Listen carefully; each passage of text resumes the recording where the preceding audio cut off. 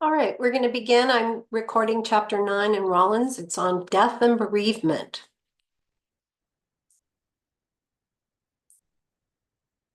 All right, this chapter theme, death and bereavement. Let's start out with a child's response to death. The ways children respond to death depends on several factors, and it makes complete sense.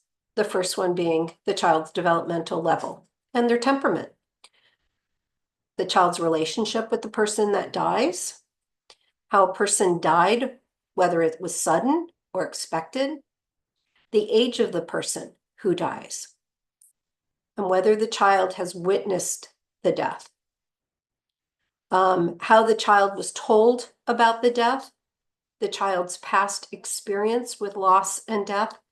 And I know I'm glossing over these factors, but I'll go into greater depth in just a few minutes. The child's culture is a factor, the child's belief system, and the support available for that child. In regard to children who are dying, there's been research done. Bluebond and Sangner in 1970 conducted some research, and it was a common practice to withhold information at that time from children about their fatal prognosis to protect them from by maintaining an optimism and happiness for as long as possible. Well, that's no longer the theme or common practice. 8 years later, Bluebond and Sangner suggested that children discover their prognosis, whether adults reveal it or not. They're pretty astute to what is going on around them. Doka in 1995 pointed out that keeping information from children is both harmful and inhibits the child from seeking support, causing additional anxiety, impairing trust in the adults around them, and it complicates the child's response to the crisis.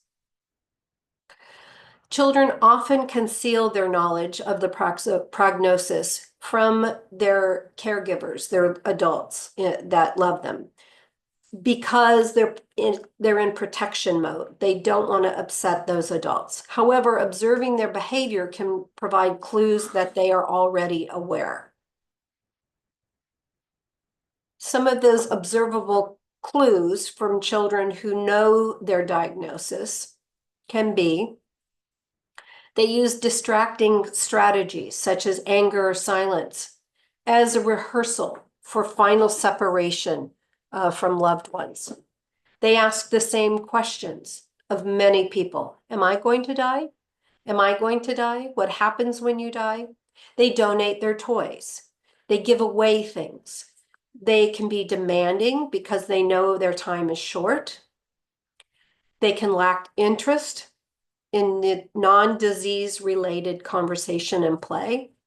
They can be very preoccupied with death and disease, imagery and play, art and literature. They have constant images of death. They engage in selected individuals in either disclosure conversations or disclosure speeches. Like, this is what happens when you die. They're looking for a reaction. They're trying to engage their caregivers. Or they avoid talking about their future. They refuse to cooperate with relatively simple or painless procedures. They're just done. They've had enough. They don't want to subject themselves to anything additionally uncomfortable. Now, a child's understanding of death can be categorized by age, which makes perfect sense. Newborns typically don't comprehend death as long as their needs are taken care of. They are still being fed, they still get naps, they still are getting cuddled by adults in their environment. At 3 years of age, they become a little bit aware of the buzz in the environment, the demeanor of their caretakers. If their caretakers are sad or crying or upset, they can become aware of Someone in the home missing. From 3 to 5 years, they see death as very temporary and reversible. The child might continually ask if the person will return, or they say, no, it's not dead, and they push it with their finger or their foot. It could be a snail, it could be, a worm on the sidewalk. Look, it's still moving, it's alive. They may be very ambivalent about talking about it or coming to grips with it, and they incorporate magical thinking. They may assume that the responsibility of the death is something they did or said or didn't do. Like, if only I had cleaned my room when grandma told me to clean my room, she'd still be here, kind of thing. From 6 to 9 years of age, they begin to understand the concept of death. They feel that it happens to others, but it doesn't happen to them. They may be superstitious about death. They may be uncomfortable in expressing their feelings, or they worry that other people, important people in their life, may die. From 9 to 12 years, this age group accepts death in all finality. It means that they're no longer here, they're gone. They have a personal fear of their own death. They may be morbidly interested in skeletons, gruesome details of violent deaths. And they may be concerned with practical matters about a child's lifestyle. Oh, you should wear a helmet, or you shouldn't do that. What if you fall? So they get overprotective of themselves and of their friends and their siblings and so forth. At adolescence, they may have an adult concept of death, but they do not have the ability to deal with the loss emotionally. And it can be very much based on their previous experience and other developmental factors. They may experience this thrill of being reckless, or kind of flirting with death. Like, well, it happened to them. They were skateboarding, they didn't wear a helmet, but it's not going to happen to me. They may focus on the present and not on their future.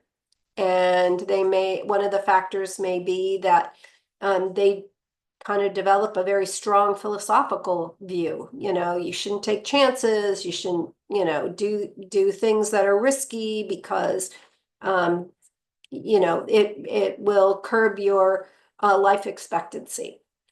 And they question existence of the afterlife. What happens? Where do you go? What happens to your body? So speaking with a child about death.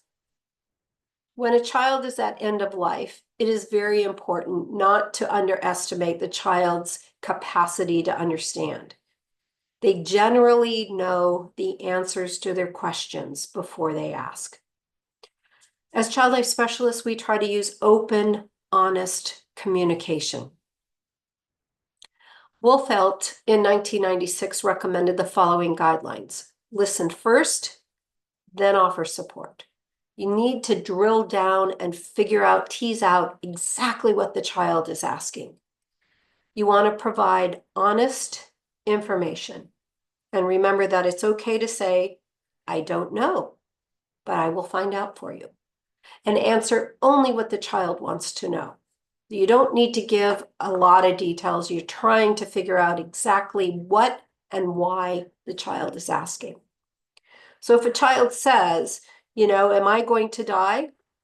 Well, an honest, open answer would be, well, we're all going to die at some point, but no one knows when, not even the doctors. And the doctors cannot say, you are going to die today. That doesn't work. They can provide interventions, medicine, surgical, and so forth, but they do not have the ability to predict when a child is going to die or when anyone is going to die. You have to wait and see how the body reacts to all of those medical interventions. And there is a sense of humans having some control over their life expectancy. In other words, I've worked with children that have like, I want to wait until I turn 18. You know, it's 3 weeks away. I'm going to hang on. I really want to be 18 and an adult, or I'm waiting until my Aunt Sophie arrives from Massachusetts or whatever. She was my favorite and I need to say goodbye. And they hang on, they hold on, and then they let go after, you know, this milestone or pinnacle point that they've kind of set for themselves. So there is some sense that we have mind over matter. We have there's this spiritual connection with when we will take our last breath. Children who are dying have reported death-related sensory experiences, or DRSEs. And these events are marked by sometimes visions, messengers, dead family members that they may see at the apparitions at the end of their bed, common religious beings, apparitions trying to communicate with reported feelings of peace and comfort, or hands reached out hands ready to take their hand. Visions are sometimes referred to veridical hallucinations, if I'm saying it correctly. So the death of a child. For parents, the death of a child is recognized as the most painful, stressful event ever faced. No parent expects to outlive their child. As we age up, parents want to give their child all of the tools and resources that they can be self-sufficient, independent caregivers for themselves. When that child becomes an adult or has mastered several milestones, whether it's, graduate high school, learn to drive, get married, whatever. A parent's grief becomes very complex with a variety of factors that influence that grief. Siblings, an estimated 22% of the population of siblings have experienced the death of one of their siblings. According to Compassionate Friends, and it's a network, the Compassionate Friends, TCF, when a parent dies, it's said that you lose your past because your parent knows you from the very beginning. When your spouse dies, you lose your present. And when a child dies, you lose your future. However, when a sibling dies, you lose your past because they've known you growing up, your present, who you are today, and everything that you would have shared with them in the future. So you lose your past, your present, and your future. It can be one of the most impactful losses that you will endure. For grandparents, each year approximately 160,000 grandparents experience the death of a grandchild. They cope by recognizing the importance of the ability of the availability of their other grandchildren. They still have other children to love on. But it is impactful because it is part of their own legacy in a last name, legacy of their future, their gene pool living on, and so on and so forth. Some special considerations, and most important, is that children and adults grieve very differently. There are two types of grievers. Instrumental grievers, in other words, the doers. They tangibly complete tasks to work through their grief, whether it's creating a picture book or a memory box with little tokens and pictures and, things that were meaningful that they can go to and take the top off that box and sift through all of the mementos to remember that person. And then there are intuitive grievers. They talk about it, they explore their emotions to work through the grief process. Stage-related strategies for helping children cope with death include protest, by just showing this panic, this fear, this denial, grief, which is sadness, fears, tears, regression, inability to concentrate, anger, guilt, hopelessness, despair.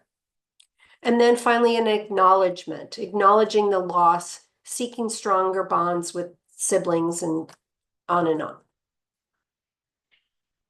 So what I didn't allude to is that there are 7 stages of the grief process.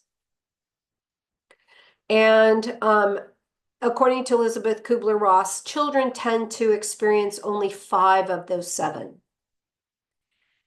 The first one that children may experience would be denial. Like, no, I just saw grandma yesterday. How could she be gone? The next one is anger. It's like, oh man, my birthday's coming up. She always put a $20 bill in my card. I was counting on that $20. And then the next stage of grief is first is panic, denial. They bargain, like, if only I had done XYZ, this or this, then they would still be here. And then the fourth stage is withdrawal. And then the fifth stage is acceptance. Now, depending on the child's age, they can move through this very quickly, where adults tend to take time. It might take an entire calendar year with all of the Hallmark holidays to get through. The first holiday, winter holiday, the first Valentine's Day, the birthday of that child, the spring break, the summer, all of those milestones, those holidays. You have to move through all of those in the first year. And they say that when you lose, as an adult, and you lose someone close to you, you shouldn't change anything for 12 months. You shouldn't move, you shouldn't change the room, you shouldn't pack up their things, you should keep everything as consistent as possible for at least 12 months. For children, they can say, oh gosh, everybody's crying, this is really sad, Auntie so-and-so died, this is real, am I going to catch it, or am I going to die from this? And after reassurance, no, your auntie had a chronic illness and she didn't take care of herself, and it's not catchy, you're not going to get it. Okay. But who's going to pick me up from school, since Auntie always picked me up from school? Well, we're working on that, and you'll have someone pick you up. Okay. Can I spend the night at Julie's house? Boom. They've just gone through all of the stages of grief in the one, like, straight shot. So depending on the age, developmental level of the child, they can move through all of those stages of grief like a lightning bolt. For adults, it's a little bit different, okay? And then the activity for this chapter is the memorabilia frame. And this requires putting popsicle sticks in a square shape, gluing the popsicle sticks, maybe adorning them with puzzle pieces or seashells or beads or buttons or whatever, and then putting a photo behind it. So you've created this frame to celebrate that person who's no longer here. Okay. So hopefully that answered all of those initial questions. Let me scroll back to make sure that I covered everything.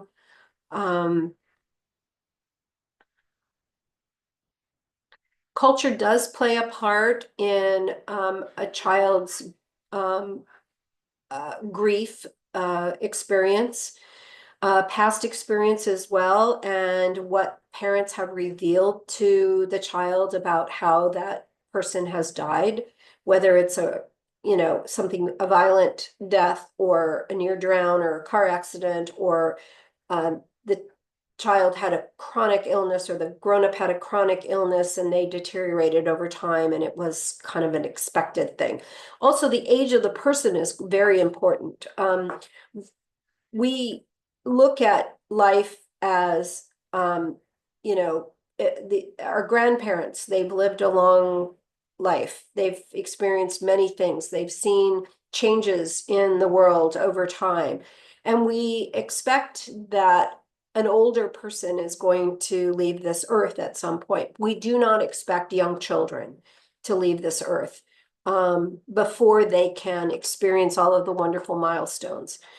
Belief systems can be cultural, they can be spiritual, so there are a variety of factors that play into a child's response to death, according to their cultural beliefs, their spiritual beliefs, their familial beliefs, and then also that child, if it's the only boy in the family, then there's no way to carry on the family name. If it's the only girl in the family, then that's impactful. It could be the oldest child who tended to take care of the younger children. It could have been the baby of the child. So there are all of those pieces that are impactful on the response to death. Okay. All right. Well, I hope you enjoyed that.